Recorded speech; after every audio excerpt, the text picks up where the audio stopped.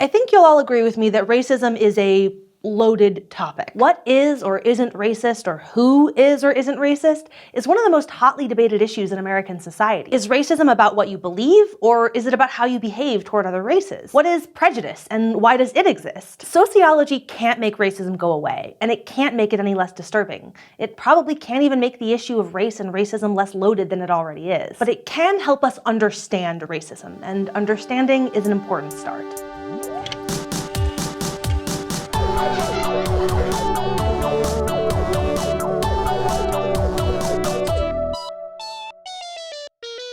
As always, let's start by defining our terms. For one thing, what's the difference between racism, discrimination, and prejudice? Prejudice is a rigid and unfair generalization about an entire category of people. So what exactly do I mean by unfair?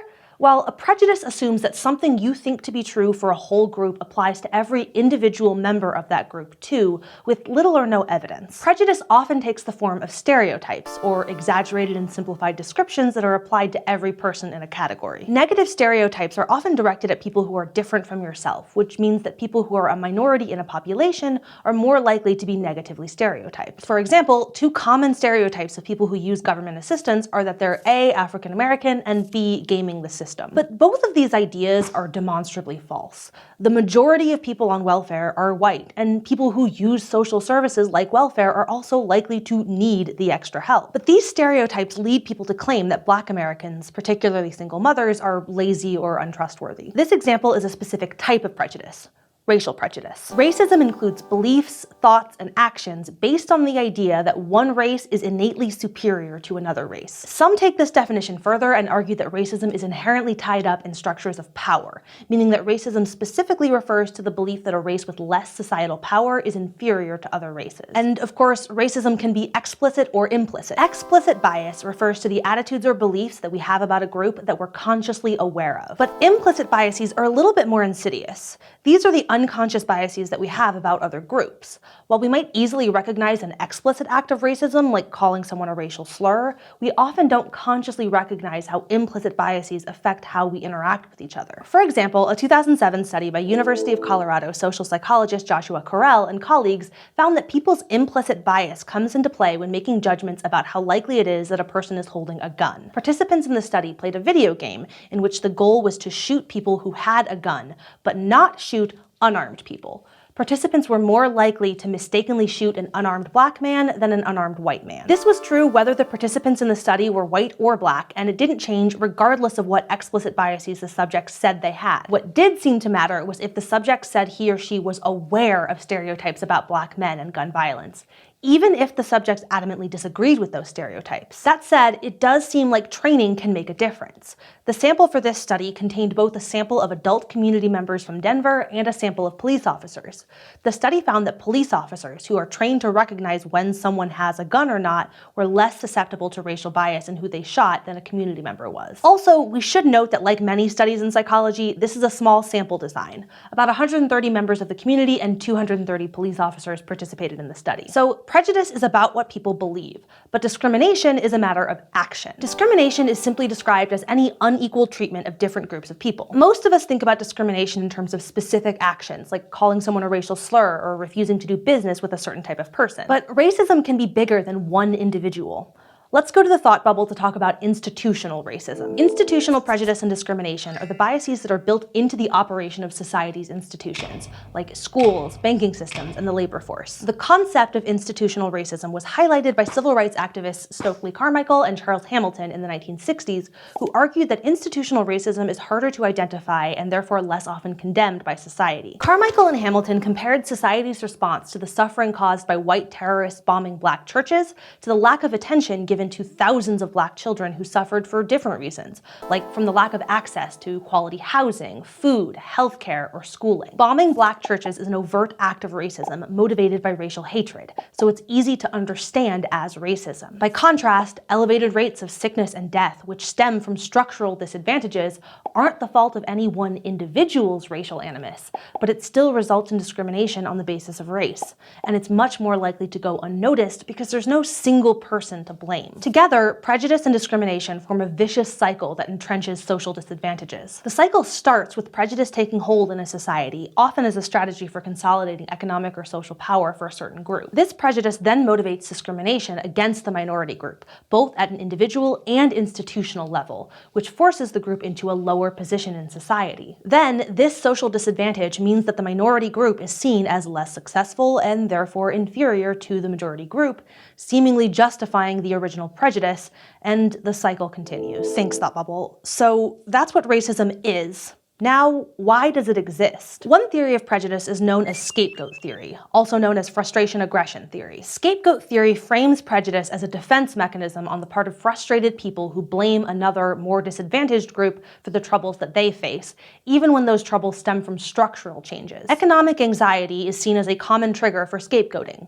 Fear of losing jobs leads to blaming immigrants for taking jobs, rather than looking at how globalization and automation have changed the economy. A second theory was proposed in the 1950s by German sociologist Theodor Adorno and his colleagues, who were trying to understand how fascism and anti-Semitism took hold in Germany before and during World War II. The authoritarian personality theory sees prejudice as the outgrowth of a certain personality profile, one that's associated with authoritarianism, or the desire for order, tradition, and strong leaders who will maintain the status quo. People with authoritarian personalities tend to see society as hierarchical, with people who are naturally superior having the right to power over others. So, according to this theory, racial prejudice is heightened when an authoritarian personality feels there's some moral or physical threat to their way of life. Both this theory and the scapegoat theory see prejudice as a reaction that certain types of people have, people who are frustrated or people who have a certain personality type. A third theory of prejudice takes a different tack. Culture theory claims some prejudice can be found in everyone because people are products of the culture they live in,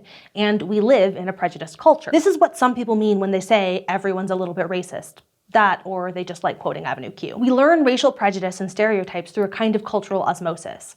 For example, American history textbooks tend to be written from a Euro-Caucasian perspective and focus mainly on the contributions of white people rather than other cultures. And this relates to yet another approach, which measures prejudice in terms of social distance. In the 1920s, American sociologist Emery Bogardus developed the social distance scale, which measures how closely people are willing to interact with people from different races and ethnicities. Social distance is a kind of proxy for how much of an other you see members of another race. Just like how geographic distance makes you more likely to generalize about a group of people who are different from yourself, social distance increases the likelihood that you might hold stereotypical or prejudiced views about another racial group. And the final theory of prejudice is one we've talked about before: conflict theory. Race conflict theory focuses on how social inequality develops as the result of power conflicts between different racial and ethnic groups. Under this theory, prejudice is a tool for maintaining the power of the majority.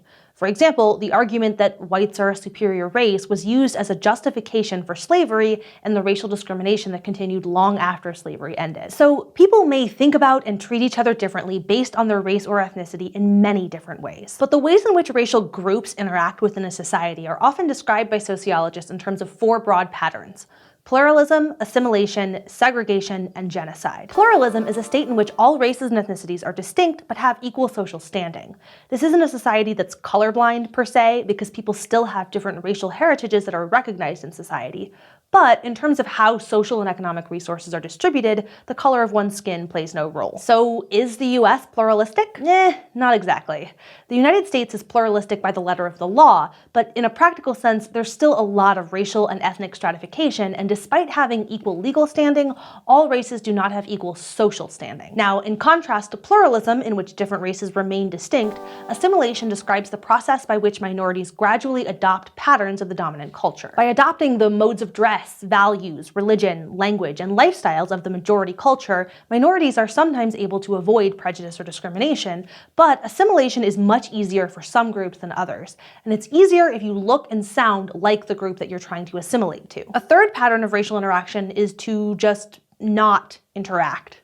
Segregation is the physical and social separation of categories of people.